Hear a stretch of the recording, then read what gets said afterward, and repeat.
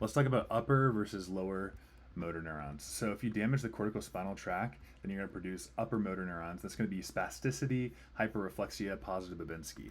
All right, so spasticity is going to increase tone. You have the clasp knife rigidity. Hyperreflexia, that's going to be like your reflexes, like Babinski and Hoffman are going to be hyperreflexive.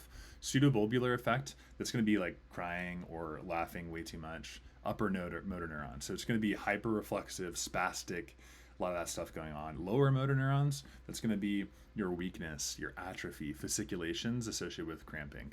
So they're very different signs. And so an upper motor neuron is above the anterior horn, so your brain, your spinal cord, and so you have spastic paralysis, increased tone, hyperreflexia with clonus, all this stuff, emotional lability, no atrophy and fasciculation. So here we have a 62-year-old man, progressive right leg weakness and stiffness. He's got increased tone, all that stuff.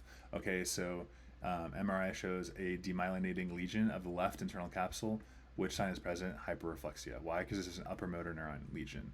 So you're going to have a loss of inhibitory input to the spinal cord, causing exaggerated reflex, and Babinski is a good sign of this. Answers that you might see: atrophy, fasciculations, and hyperreflexia. These guys are all lower motor neurons.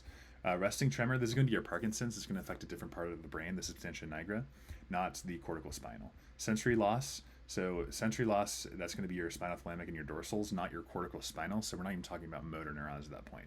That's the reason why those things are wrong. And so, yeah, your cortical spinal tract, say a stroke or demyelination, can flip your reflexes from normal to exaggerated. That's the essence of the upper motor neuron lesion. Look out for that famous Babinski sign as well. We'll see you in the next video.